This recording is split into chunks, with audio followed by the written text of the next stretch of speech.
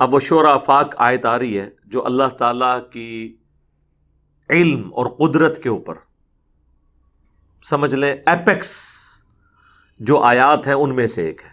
وَعِندَهُ مَفَاتِحُ الْغَيْبِ، اور غیب کی کنجیاں تو اسی کے ہاتھ میں ہیں.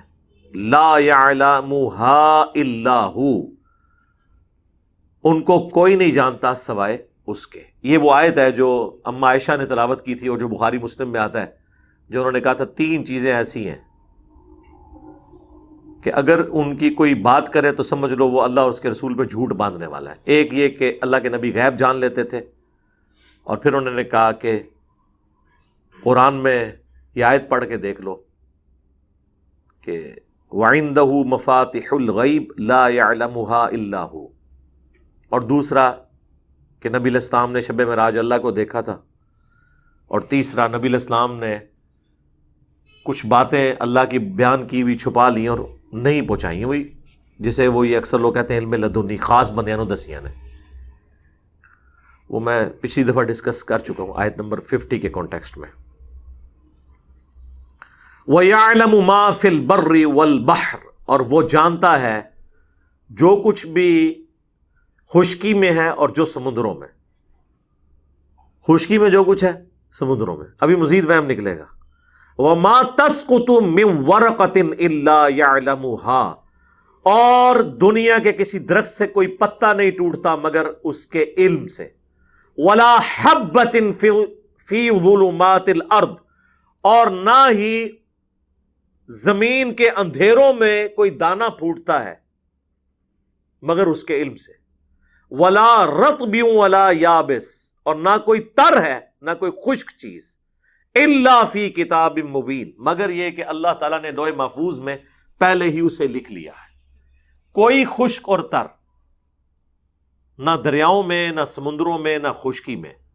کوئی درخت چاہے وہ سمندر کے اندر ہے چاہے وہ زمین کے اوپر ہے، اس کا اگر کوئی پتا بھی گرتا ہے، کوئی دانہ جو سمندر میں پھوٹتا ہے، کسی درخت میں کا دانہ جو ہے وہ زمین کے اوپر پھوٹتا ہے، اس میں سے کھیتی نکلتی ہے، یا کسی دریا کے اندر، سب اللہ کے علم ہے. اور ایسا کامل علم ہے کہ اللہ نے لوح محفوظ میں پہلے ہی لکھ لیا ہے کہ یہ ہوگا.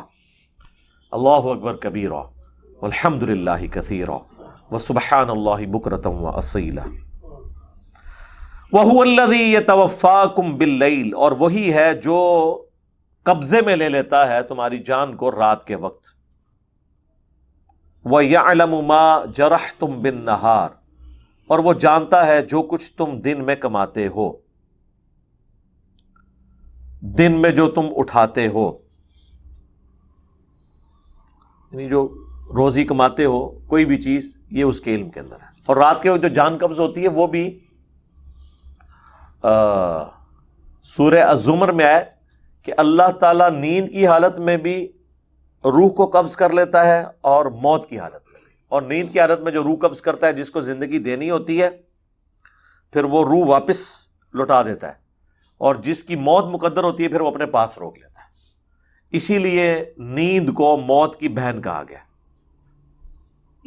بخاری مسلم میں جو رات کو سوتے وقت کی دعا ہے وہ کیا ہے؟ اللہم بِاسْمِکَ اموت و احیا، اے اللہ میں تیرے نام سے جیتا اور مرتا ہوں، یعنی زندہ ہوتا ہوں اور جاگتا ہوں.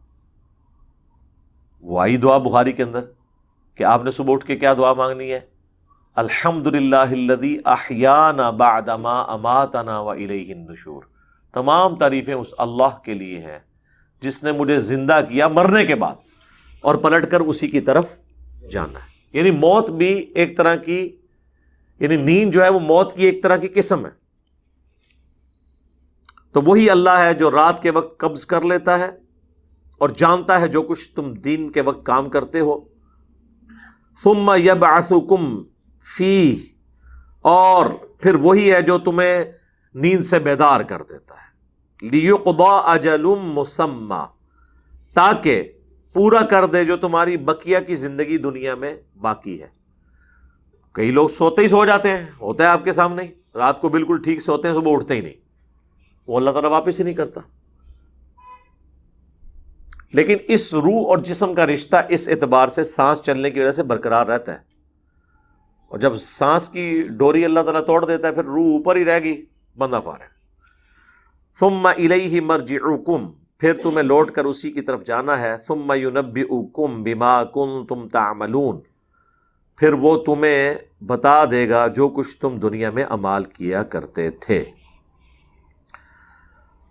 اللہم حاسبنا حسابا یسیرا، اللہم اعننا علی ذکرک و شکرک و حسن عبادتک، آمین۔